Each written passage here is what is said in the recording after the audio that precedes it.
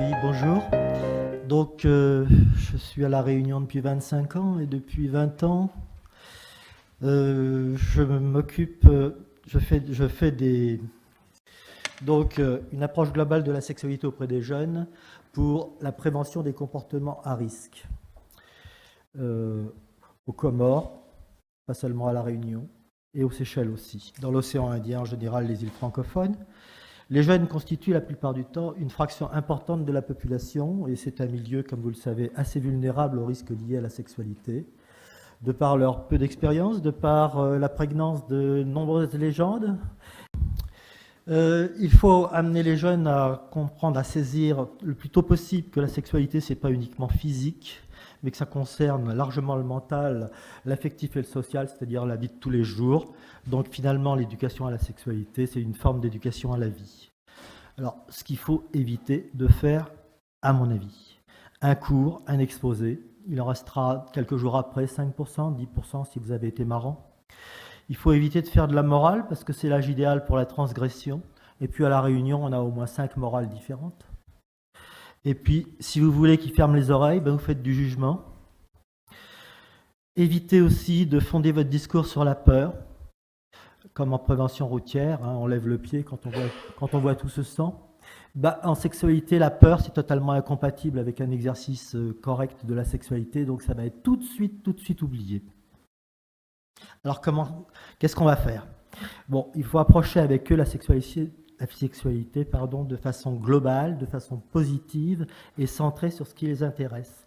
Le désir, le plaisir, la joie, les peurs, la tristesse, l'espoir, c'est-à-dire qu'il faut partir de la sexualité des jeunes telle qu'ils la conçoivent devant vous et non pas telle que vous voudriez qu'elle soit. Et ça veut dire qu'il faut vous attendre à en entendre des vertes et des pas mûres. Ça veut dire qu'il faudra laisser dans votre poche vos valeurs pendant un certain temps.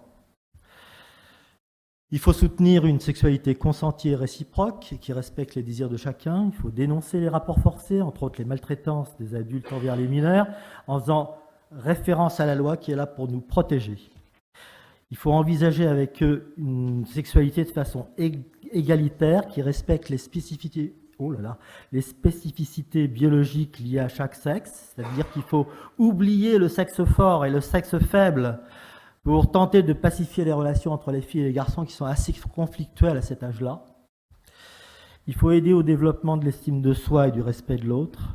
Entre autres, lutter contre les complexes et les discriminations en informant, en rassurant si nécessaire et quand il le faut, en déculpabilisant. Il faut, à la fin, responsabiliser les jeunes des deux sexes face au risque de grossesse non désirée et face au risque d'infection. Et tout ça, ça doit s'inscrire dans l'environnement socio-culturel et médiatique tout à fait particulier des jeunes. Je fais allusion à la bande, je fais allusion aux réseaux sociaux, à Internet et à la pornographie. Alors, cette éducation à la sexualité n'est plus réservée à la sphère familiale. L'éducation nationale, depuis février 2003, je vous ai mis quelques extraits d'une circulaire ministérielle, dit que ça rentre dans la mission. L'éducation à la sexualité rentre dans la mission de l'éducation nationale. Ça prévoit une information, une éducation à la sexualité dispensée dans les écoles, dans les collèges, dans les lycées, à raison d'au moins 3 séances annuelles par groupe d'âge homogène. On en est encore loin 16 ans après. Par ailleurs, en dehors de ça, il est souhaitable d'obtenir l'adhésion des parents et c'est pas toujours évident. Voilà, là je vous ai mis un exemple pour organiser une intervention dans le second degré, fin collège, début lycée. Alors, c'est un exemple. Bon, il faut avec le CPE constituer dans chaque classe des groupes de discussion mixtes d'une 15aine d'élèves, pas plus, des demi-classes, et passer les voir une semaine avant pour leur dire ce qu'on va faire ensemble en 2 séances successives de 2 heures, et leur distribuer un questionnaire préalable anonyme suffisamment précis pour évaluer le niveau d'implication du groupe à récupérer avant l'intervention. Alors voilà, il y a un schéma pour montrer un peu comment on peut disposer les élèves face au tableau blanc et puis à l'animateur. On se présente. En général, ils ont 15 ans et plus, et ça nous permet déjà d'aborder la majorité sexuelle, avec pas mal de précisions sur les légendes. Bon, et il faut surtout rappeler le but de ces séances tout de suite. On est là pour échanger leur point de vue à eux à propos des relations amoureuses et des relations sexuelles. On n'est pas là pour faire une leçon de morale, on n'est pas là pour juger. On est là pour voir qu'est-ce qui peut être super, génial dans la sexualité et qu'est-ce qui peut tourner à la catastrophe. Désolé. Il y a un oubli. Bon, ce qui peut tourner à la catastrophe, donc ce qu'il vaut mieux éviter si on veut pouvoir continuer à bénéficier de ce qui est génial. Alors ça, c'est un discours positif que les jeunes comprennent très bien. Il faut ne pas oublier d'instaurer un contrat de confiance pour aider à libérer la parole. Confidentialité. Personne ne sera nommé à l'extérieur, on peut dire de quoi on a parlé. Pacte de non-agression, on n'est pas là pour se moquer, on n'est pas là, on peut rire bien sûr, on est là pour s'expliquer. Le droit de réserve, on n'est pas obligé de répondre aux questions. Et le langage, on n'est pas là pour s'éclater les oreilles. Alors, l'outil le plus fréquemment utilisé, c'est le brainstorming. Alors, je propose amour et sexe, parce que sexualité, ça ne veut pas dire grand-chose pour les élèves. Bon, il n'y a pas que ça. Il y a Philippe. Et puis, le meilleur outil, finalement, c'est vous. Je vous présenterai un autre outil. Bon, ça permet de lancer la dynamique du groupe, comme vous le savez, en ciblant les sujets qui les intéressent, puisque c'est là-dessus qu'il va falloir discuter. Ça donne le programme de la discussion. Donc, dans un premier temps, on va noter au tableau tout ce qui les intéresse à propos d'amour et de sexe. Alors, ce que veulent les filles, c'est savoir ce qui intéresse les garçons. Ce que veulent les garçons, c'est savoir ce qui intéresse les filles. Donc, les propositions, on va les séparer. On ne va pas faire le brainstorming en vrac. On va mettre d'un côté les propositions des filles, de l'autre côté les propositions des garçons. Et sans leur dire comment, on va commencer à trier les propositions. C'est-à-dire que, selon ce qu'ils vont dire, on met une colonne cœur, une colonne psycho-affective, une colonne physique-sexuelle et tout le reste dans une troisième colonne. Et ils vont vite s'apercevoir qu'il s'agit du social, du comportement et de ses conséquences. Alors, je vous ai mis ici un exemple. C'est la synthèse de 10 brainstorming réalisés au lycée Bel Air à Sainte-Suzanne en 2015. Là, vous avez les propositions des 94 filles de 15 et 16 ans, triées. Alors, la colonne, vous voyez, psycho-affective, c'est la plus réduite. L'amour avec un grand A. La colonne physique et sexuelle, elle est bien fournie. Mais finalement, ce qui les intéresse le plus, c'est la colonne pirate, c'est-à-dire, amour et sexe, on ne s'attendait pas, c'est le comportement, tiens. Donc, on s'aperçoit que ce qui les intéresse, finalement, eh bien, c'est ce sur quoi vous voulez leur parler, le comportement. Pareil pour les garçons. Là, il y a 61 garçons, 15-16 ans, pareil. Vous remarquez que la colonne psycho-affective est toujours la plus réduite. La colonne sexuelle est plus importante, mais pas autant que les filles. Vous me direz, ils étaient 61 alors que les filles étaient 94. Bon, et la colonne comportement, relationnel, pour les garçons, c'est pas mal. Alors, ça permet de quoi Oui, alors, là, on a fait une synthèse. Il y a donc des chiffres parce que ça se répète plusieurs fois, donc il faudra pondérer si on veut faire une synthèse nuancée. Et puis le comportement a de fortes connotations affectives ou sexuelles aussi, il faudra en tenir compte.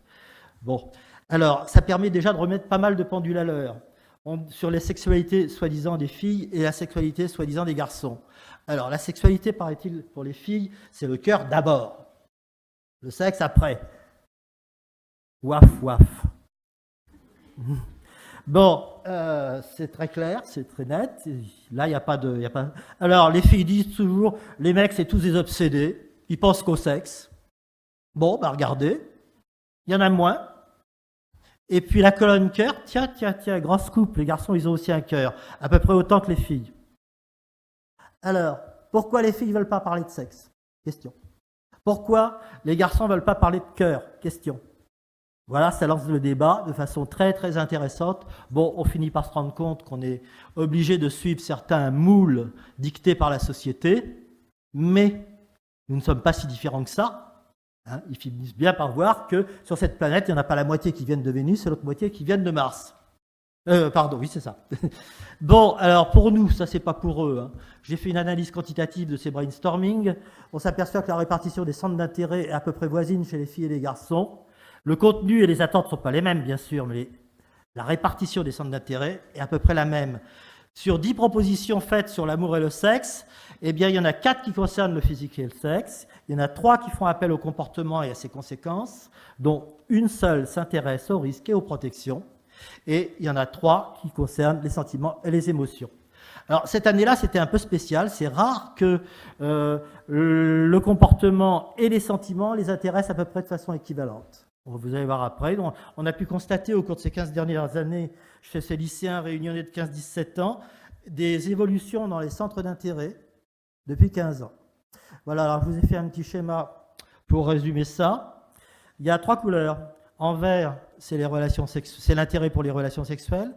En rouge, c'est l'intérêt pour le psycho-affectif. Et en bleu, c'est l'intérêt des élèves pour la relation, le comportement et ses conséquences. Alors, à gauche, la décennie des 2000 et à droite, la décennie des 2010. Bon, dans chaque couleur, vous avez 2 courbes. Une courbe avec des carrés, c'est les garçons. Une courbe avec des ronds, c'est les filles. Bien, bon, bah, la première décennie, c'était très clair, hein, la sexualité d'abord, surtout pour les garçons. Ensuite, le psycho-affectif, surtout pour les filles. Et en tout dernier, la relation, le comportement. La décennie actuelle, eh bien, on s'aperçoit que les garçons sont un peu calmés, il faut croire, et puis que l'intérêt pour la sexualité, le sexe a un peu diminué, ça s'est regroupé. Et puis pour le psycho-affectif, l'intérêt a diminué, à part en 2015, ce que je vous ai montré tout à l'heure. En fait, c'était à peu près égal. Bon, et tout ça, c'est au profit du relationnel, au profit du comportement, qui maintenant les intéresse autant que les relations sexuelles. Donc, c'est quand même encourageant, puisqu'on est là pour leur parler de comportement. Alors, on revient sur le brainstorming, ça permet des discussions sur tout le menu qu'ils ont donné. On ne peut pas tout faire, d'ailleurs on ne fera pas tout ça ici, mais ça permet d'attirer l'attention des élèves sur des points importants. Ils vous posent des questions, vous n'êtes pas obligé de répondre. Reposez des questions de façon à amener les réponses, en général ils les ont. Bon, voilà. Alors ça donne, il y a des points importants qu'il faut souligner, par exemple le désir. Bah, le désir c'est vachement important puisque c'est le moteur. Il n'y a pas de désir coupable, parce que la plupart du temps, on n'en est pas responsable, il vous tombe dessus. Par contre, il faut savoir les trier. La loi, elle ne s'occupe pas de ce que vous avez dans la tête, la loi, elle s'occupe de ce que vous faites avec vos désirs. Et il faut absolument insister, selon la loi, pour passer à l'acte, il faut qu'on soit tous les deux d'accord, qu'on ait le même désir. Le stress et la peur, les émotions négatives, bloquent le désir, l'excitation et le plaisir. C'est pour ça qu'il ne faut pas s'appuyer là-dessus. L'excitation sexuelle, ce qui excite un garçon n'excite pas forcément une fille et vice-versa, néanmoins le résultat physiologiquement, c'est pas bien différent. Alors ça donne l'occasion de rappeler un peu l'anatomie et la physiologie, c'est pas du luxe, avec des planches. Et puis vous pouvez commencer la prévention en parlant du contenu éventuel des différents liquides sexuels, d'excitation ou d'éjaculation.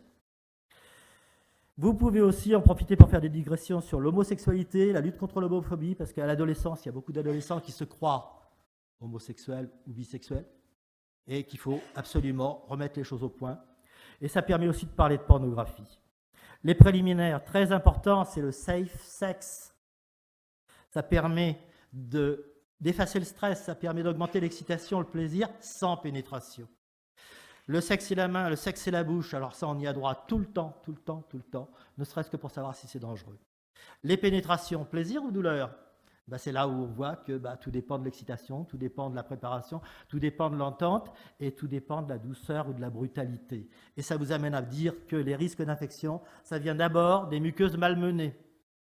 Donc on finit par conclure que pour garder ces muqueuses à l'abri et ces liquides chez soi, il n'y a pas 36 solutions. Les préservatifs et ça, ils sont tout à fait d'accord. Bon, on peut parler des modalités du plaisir orgastique et faire l'échelle des risques VIH selon les différentes pratiques sexuelles. Autre sujet qui est souvent demandé, c'est les premières fois. Alors, on discute de la virginité, de son importance culturelle. À La Réunion, c'est pas évident, hein, on a vu le nombre de cultures différentes. Bon, et surtout de la définition exacte de la virginité. Quand la première fois? Quand on est prêt, quand on est prête. Qu'est-ce que ça veut dire, monsieur? Ça veut dire qu'on a vraiment envie d'elle, ça veut dire qu'on a vraiment envie de lui, pour soi, pas par rapport aux autres. Et c'est aussi être capable de gérer ses peurs, sinon ça va mal se passer. Pour que ça se passe bien, il faut arriver à gérer ses peurs. Et c'est une occasion de discuter des différentes peurs des filles et des différentes peurs de garçons et sur les façons de les gérer. Prévention des grossesses non désirées dès les premières fois. Parce qu'il y a des belles légendes urbaines qui courent toujours à La Réunion. Eh bien, monsieur, la première fois, on est amoureux, il ne peut rien nous arriver de fâcheux. Ouais, bon, d'accord, mais le risque de grossesse, il ne connaît pas l'amour. Les insuffisances des différentes méthodes de contraception dites naturelles, c'est là où il faut en parler. Donc, la conclusion, c'est qu'il faut se protéger dès la première fois et le plus souvent avec un préservatif, la pilule du lendemain en cas de rupture ou en cas d'absence, l'adresse des PMI voisines en cas de grossesse éventuelle. Je vous prie de m'excuser. Bon, je vous avais parlé d'un deuxième outil très intéressant, c'est un Philips. J'y vais ou j'y vais pas. Ce jeu, ça permet de pallier les inconvénients liés à la mixité de groupe.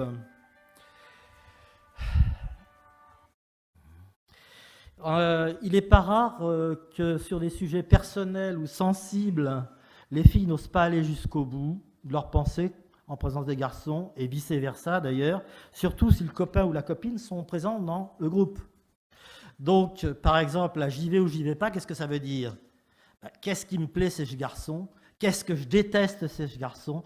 Qu'est-ce qui va faire que je vais sortir avec lui ou pas? Et pareil de l'autre côté, qu'est-ce que j'aime, c'est cette fille? Qu'est-ce que je déteste, c'est cette fille, etc. J'y vais ou si j'y vais pas. Donc, c'est des sujets sensibles et en mixité, on ne peut pas. Alors, on décompose. Sur le brainstorming qui vous sera distribué ou qui sera publié, c'est plus précis sur la façon de faire. Bon, ce jeu, ça permet de vérifier que tous les goûts sont vraiment dans la nature. Et c'est très rassurant pour trouver chaussure à son pied. Et ensuite, que ce qui prime, aussi bien pour plaire que pour dégoûter, eh ben, c'est pas toujours le physique, mais bien souvent les qualités du cœur et surtout le comportement. Tiens, encore lui. Et ben là, ils vont vérifier par eux-mêmes. Il fournit, ce jeu, des données multiples et précises sur les motivations des uns et des autres. Il donne beaucoup plus de sens aux mots que chacun emploie différemment. Et ça donne plus de contenu aux réactions qu'on peut avoir, à ces motivations. Et ça permet de mieux comprendre pourquoi est-ce qu'il raconte tout ça, pourquoi elle réagit comme ça. Et enfin, ça valorise davantage la dimension relationnelle dans la vie amoureuse. Voilà. Alors ça, c'est un Philippe J'y vais ou j'y vais pas, réalisé en 2001 au Collège Bassin-Bleu à Sainte-Anne. Là, vous avez les raisons des filles de 14-15 ans. Bon, alors, à gauche, pourquoi j'y vais? À droite, pourquoi j'y vais pas? Sur 10 bonnes raisons de sortir avec lui, 4 sont sociales ou comportementales, 4 sont sentimentales ou émotionnelles, 2 sont physiques ou sexuelles. Sur 10 bonnes raisons de ne pas sortir avec lui, 6 sont sociales ou comportementales, 2 sont physiques ou sexuelles, 3 sont sentimentales ou émotionnelles.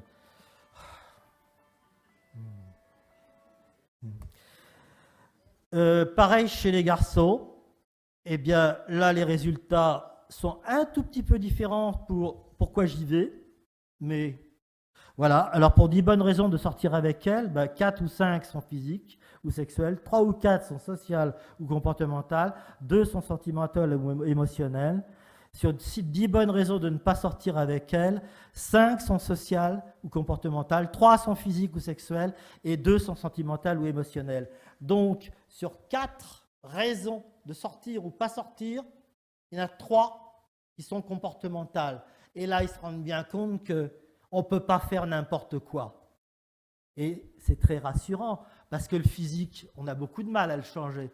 Par contre, le comportement, quand on sait ce qu'il ne faut pas faire, eh ben, on peut y arriver à changer les choses. Et bien, ça nous amène en dernière heure à parler du comportement pour la réduction des risques. En dernière heure seulement, lorsque les oreilles sont vraiment bien ouvertes, à cause de tout ce qu'on a fait avant.